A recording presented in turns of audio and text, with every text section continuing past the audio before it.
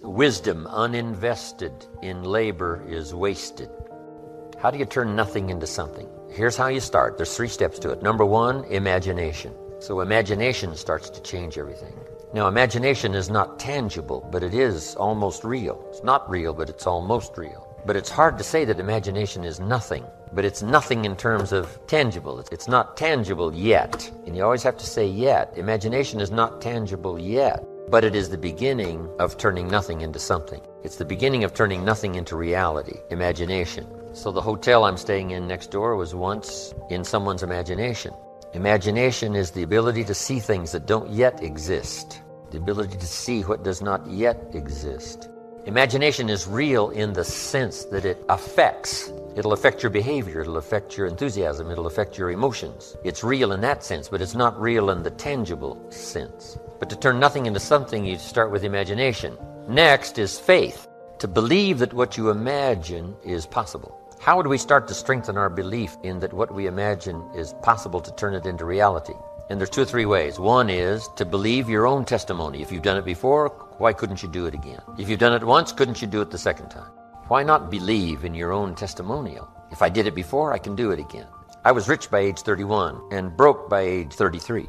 But now my question was, could I do it again? And the answer was yes, of course. I lost the money, but I didn't lose the skills. And that's what's important about personal development. You can lose the money, but not the skills, so who cares about the money? Unless it's getting late, right? And you're like 90 and, it's a little difficult to go back to the streets. But hey, once you've got the skills, you own the skills.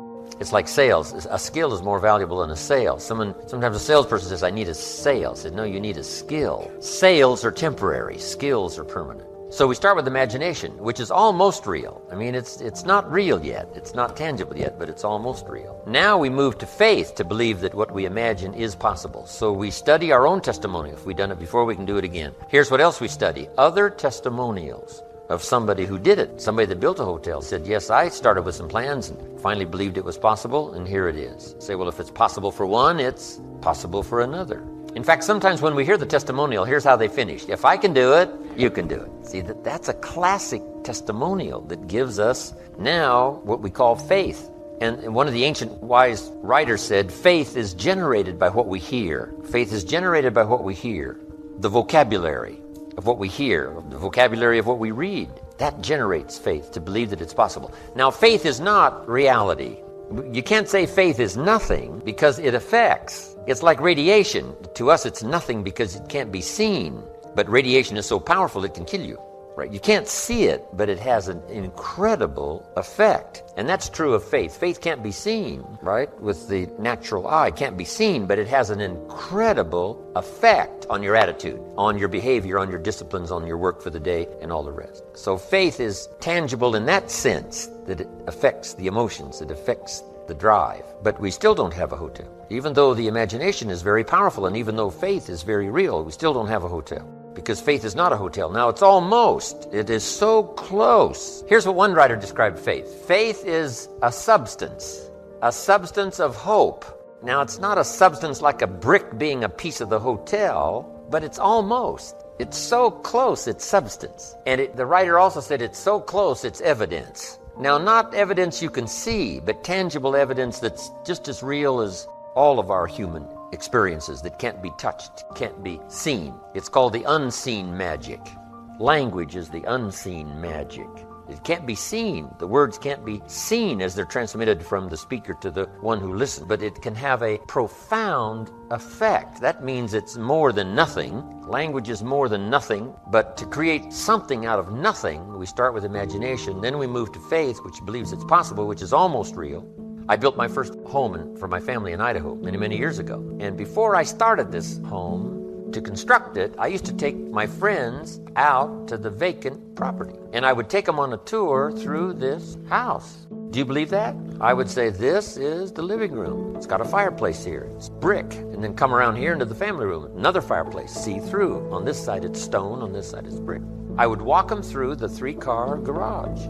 Isn't that true, though? Faith and imagination is almost. It's called evidence and substance. Now, it's still not tangible, but it's not far from tangible. But now here's what we do with faith and imagination. We deposit it in disciplines and activity. because faith without the activity serves no useful purpose. Imagination without the activity to translate it into reality serves no purpose. But wisdom and faith deposited in activity creates reality.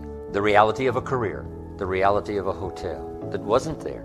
Then this is a bit of a time management that will sort of translate into time management. Question goes like this: when should you start building the hotel that you've imagined and now believe that it's possible? When should you start? And here's the answer: as soon as you have it finished. You just got to remember that. You wouldn't start building a hotel unless you had it finished. Because if you start building something, somebody says, what's this going to look like? You say, I have no idea. See, they'd take you away to a safe place. No, the reason you start is because it's finished.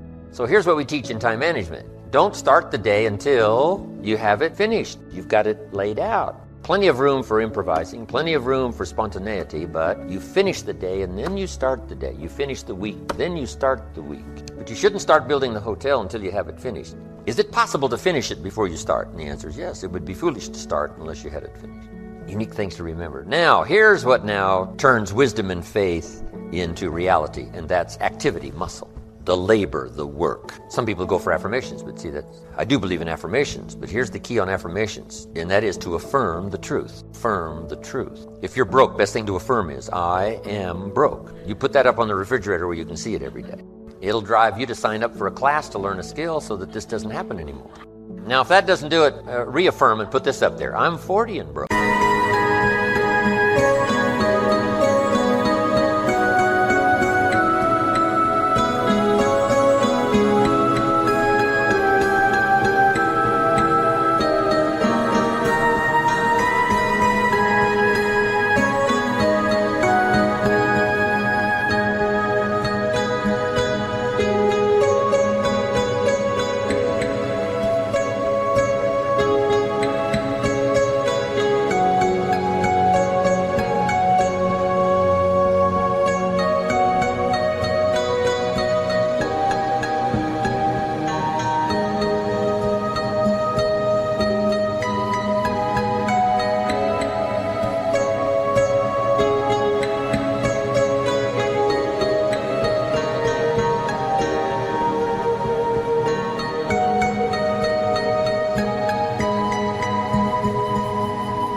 That's a lot more alarming. And if that doesn't work, put this up there. I live in America and I'm 40 and I'm broke. Something is wrong. Not with the country now. You don't have to build a raft. You don't have to build a raft and go to another country. Something might be wrong with your philosophy, your policy, your plan, and your strategy. So, affirm, yes, but always affirm the truth. Here's what the old prophet said. The truth will set you free. Truth, to correct old errors in judgment. That's the freedom of the truth. Because if you don't speak the truth, then you're likely not to correct the errors in judgment. If something's wrong, but you say, hey, it's fine, it's fine, it's fine, how are you going to correct the errors in judgment that made it wrong? See, you can't say it's fine, it's fine, it's fine, and finally it turns out to be fine. Say, no. The only way to go from wrong to fine is not by affirmation. The way to go from wrong to fine is to figure out where the errors in judgment were by speaking the truth. Something's wrong here, finding out what's wrong, making the changes. Now it can go from wrong to fine. Here's a good phrase. Affirmation without discipline is the beginning of delusion. Now, here's what else the truth does. First, it sets you free to correct old errors in judgment. Here's what else it does. Helps you to set up new, easy disciplines, to turn wrong into right, to turn lack into prosperity, to turn skepticism into faith. Now, let me give you the secret now to creating a hotel. The final secret is discipline. But in order to turn wrong into right, we must speak the truth, because only the truth will set you free. Free to correct an error in judgment. Because here's the formula for failure and here's the formula for success. The formula for failure, number one, a few errors in judgment repeated every day. We call that the formula for failure. A few errors in judgment repeated every day. Now, why would you repeat an error in judgment the second day? Reason, failure doesn't occur at the end of the first day. If it did, it would be helpful, because then you wouldn't do that anymore. But errors in judgment are so subtle because they don't usually show their results until for a while. But a few errors in judgment repeated every day, every day, every day, and sure enough, you're way off course. Now, here's all you got to do is to turn that around. A few simple disciplines practiced every day, a few simple disciplines practiced every day starts to create success. Not at the end of the first day. The first day is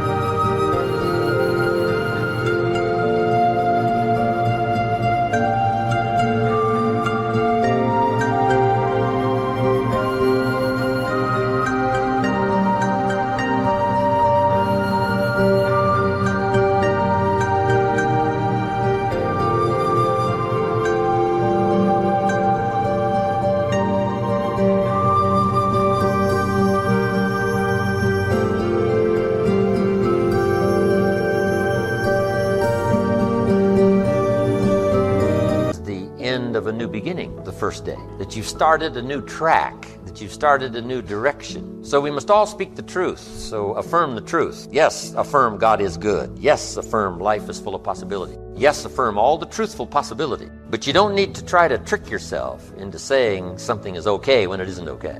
Some people say every day in every way I'm getting better and better. And if that's not true, see, that we call that delusion. If it's not true, if it is true, then it's wonderful, it's fabulous. We should celebrate. But if it's not true, every day in every way I'm getting better and better. See, if that's not true, then it is an affirmation that's destructive. So just affirm the truth. The truth is I lack some skills to multiply my income by 10, which I wish to do in the future. I need to learn the skills. Affirm that you don't have the skills, so that it'll drive you to get the skills because you want to multiply your income by 10. Yes, it is true. All things are possible to the believer. It is true. Errors in judgment lead to devastation. We don't just need the truth. We need the whole truth and nothing but the truth. Here's what we don't need. Delusion. You don't need delusion in order to try to make something out of nothing. All you need is this simple little formula to imagine, because imagination is so powerful. It's the beginning of creating all things that we see. Then faith to believe it's possible. It says what? With faith, everything's possible. Without faith, nothing is possible. So that's a good study to make, creating faith to believe it's possible. But now we deposit faith and imagination into muscle, into discipline. Michelangelo was a genius, but it wasn't his genius that created this famous sculpture. But his genius was so strong and he believed in it so thoroughly that he picked up the chisel and the hammer. And it was the muscle and the chisel and the hammer that created the sculpture. And without the discipline, there would be no sculpture.